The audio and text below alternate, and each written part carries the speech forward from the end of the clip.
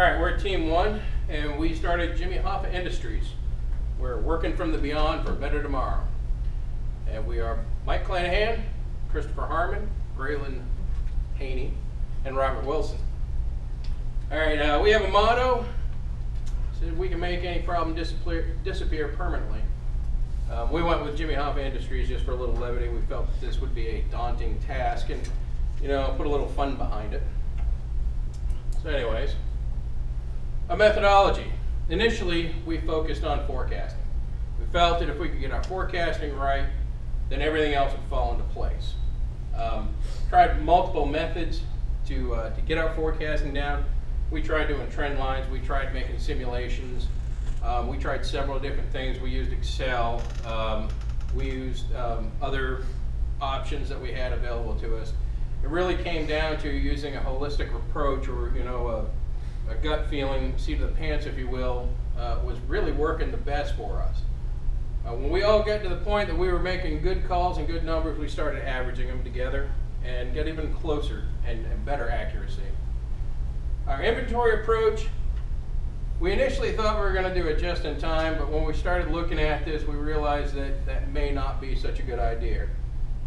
We could actually maintain a small amount of inventory and use that to advantage, which we'll talk about at our transportation part. We did try to manage just a small amount of inventory.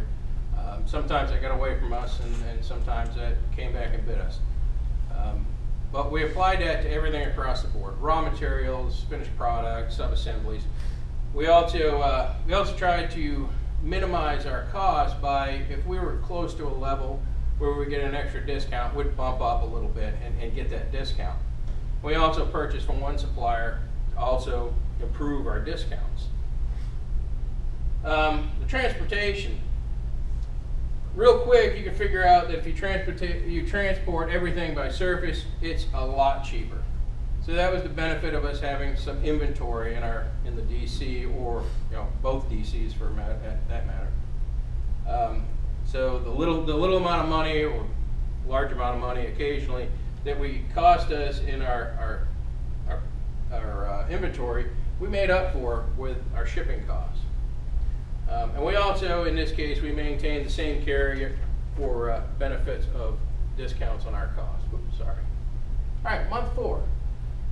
Being the first month, it was a bit overwhelming, but we made our inputs. Our major concerns, again, were forecasting.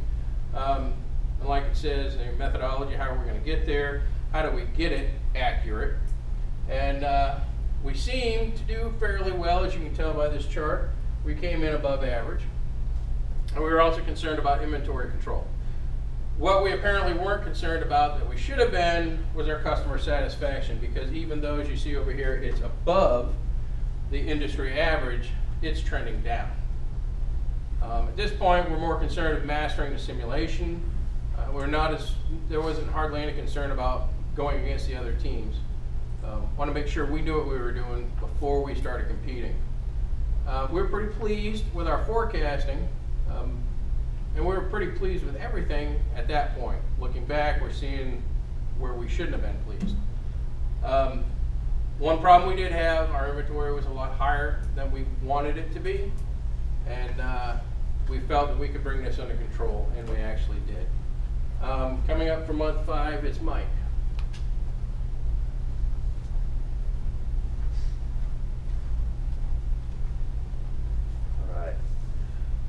Going into month 5, we were pretty shocked to already be making decisions for other DCs. Thankfully this time we were prepared, doing our calculations. We also this time did the calculations for the RFID. And looking at our calculations and kind of laying on the numbers out, we realized we could save $50,000 in savings if we went ahead and purchased our own, and we purchased by owning DC3.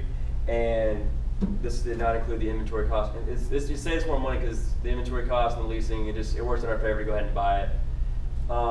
Forecasting was acceptable at this time, and we should have paid more attention to customer service. We should have really increased our levels of service this time, but again, we really weren't thinking about that. We didn't really grasp it, and we were looking at other things going on and other aspects of what was going on in the company and other companies we were competing with. but at the time we were also getting a better feel for managing the inventory. Right here on the graph, the firm is with the industry average, actually slightly above it coming into month 5 for the forecasting accuracy. But you can tell with the customer satisfaction, even though we were up in month 4, we're starting to decline in month 5 below the industry average, and obviously that's no good for anyone if you're below average. All right, month 6. This month, most of what we did was right at average with the exception of customer satisfaction, like we've talked about.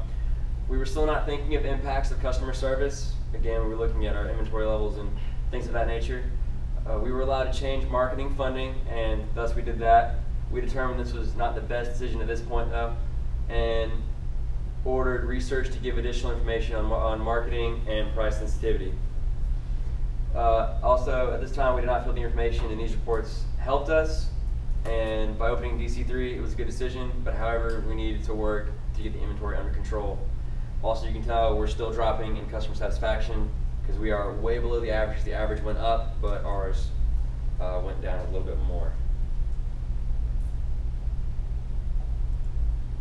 All right, and then month 7. Our transportation expense has been doing extremely well. We have been able to minimize air shipments while filling out our orders. We've improved our forecasting, and our accuracy has slipped a little than the month before. And customer satisfaction was the big winner here. We realized how it was hurting us, and we changed to the premium service.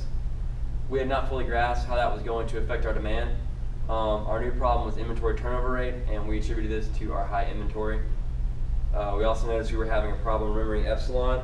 Was lagging by a month, and we changed our carriers to improve our delivery rates. As you can see, inventory turnover, where our firm is, and where the industry best is, we are well below the inventory turnover, but our customer satisfaction has gone up to above the average, as seen on the little green chart over there. So that worked out very well for us. And Graylin is now going to come discuss month 8.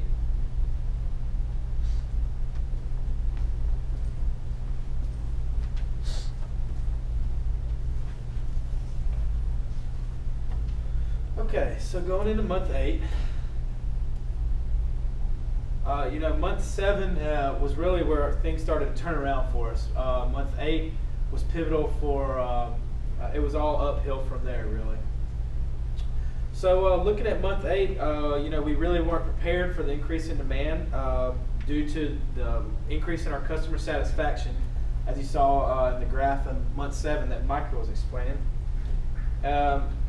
Our sales were strong for this month.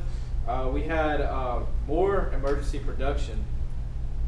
So for month 8, we were really going to increase our numbers to make up for the increased sales, and that was, that's an attempt to remove the need for the emergency production that keeps plaguing us.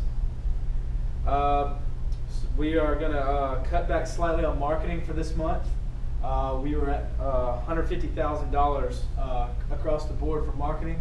We cut this $15,000 to $135,000. We decided to stay with the same carrier for this month and move in an effort to move more of our transportation to surface rather than air for a little bit of cost savings. Month by month, we're slowly cutting air down. One of our biggest problems right now for month 8 is just the emergency production. And so, like I said, we're going to continue to increase our production. You can see on these graphs the transportation expenses. Our firm is this navy blue line. The industry best is this pinkish line. So we're competing for the industry best in month 8. And looking at unplanned production, the industry best is this bottom line. So month 8, we really spiraled out on our unplanned production. So going into month 9.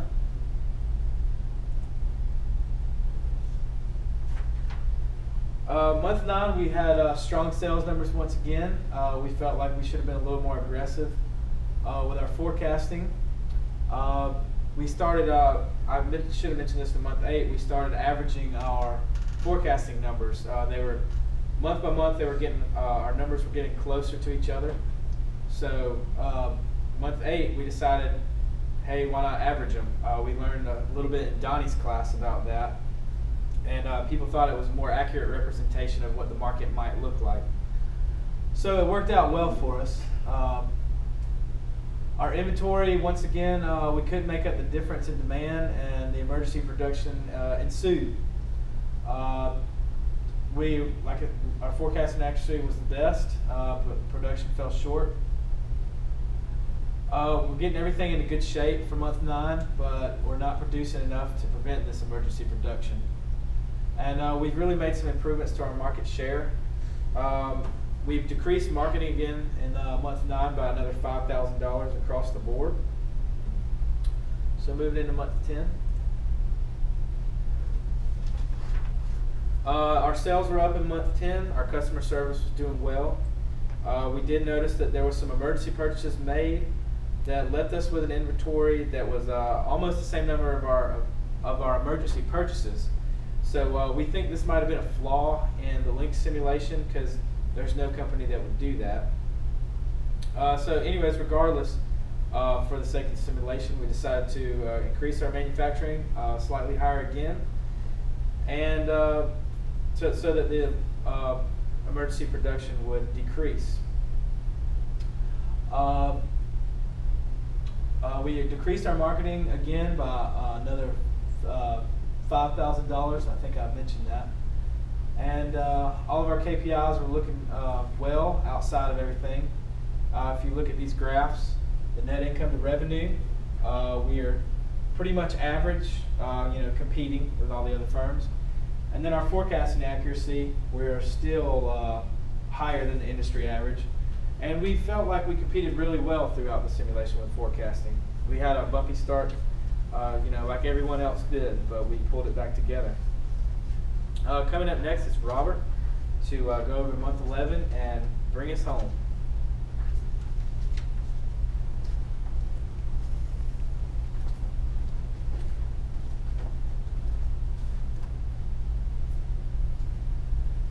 All right, month 11, the home stretch, almost done.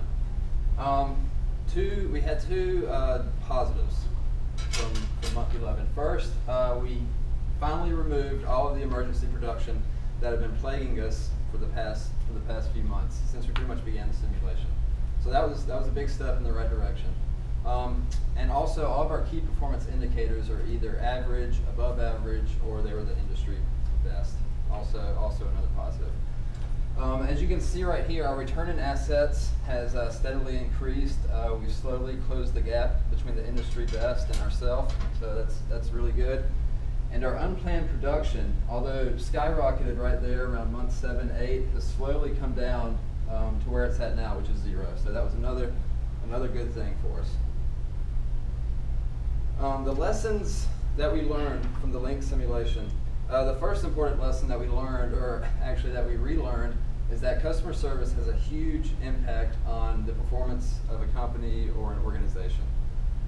Sometimes it may be better to be a bit more aggressive with your purchasing and your production as opposed to holding back. This might help offset and reduce costs in other areas of the company. Emergency production costs can be larger than the additional inventory that you hold. And we also found that owning our distribution centers and cross-stocking also lowered our costs for holding inventory. And sometimes it was better to go a little bit too much with pursuing inventory than going too little. Some information that we would have really liked to see in the link simulation would have been seasonal demand. It would have been interesting to know exactly which time of the year that we were in. I would have loved to see some holiday spikes in demand fluctuation. I think that would have added to the simulation experience. And the last thing, you cannot be successful in the link simulation if you don't pay very close attention to all the minor details, the variables, and the factors. As what happened to us, our customer satisfaction slid drastically because we didn't pay very much attention. But overall, once all of our group members kind of got a good feel for the link simulation, we began submitting individual inputs and averaging those together, and the proof was in the pudding. We had great success with that method. And our conclusion. We found that the link simulation was a great tool for learning supply chain management. What it did was that it enabled us to exercise the different concepts and things we've learned throughout the semester in a way that books and articles and other readings can't really do. We had a really profound, great experience working with links. One last thing, the research reports, we really didn't dig too deep into those. What we found is that the results from the previous months in those monthly reports provided us with the information that we needed to improve in the future. And we really did not get into much of the benchmarking reports either. There's a very small number of companies, large difference between the two in terms of performance. So we really didn't feel like that would have been beneficial for us at all. Well, this concludes our links simulation presentation. Thank you for stopping by and watching it. If this is your last class of the program, congratulations. If not, we will see you next month.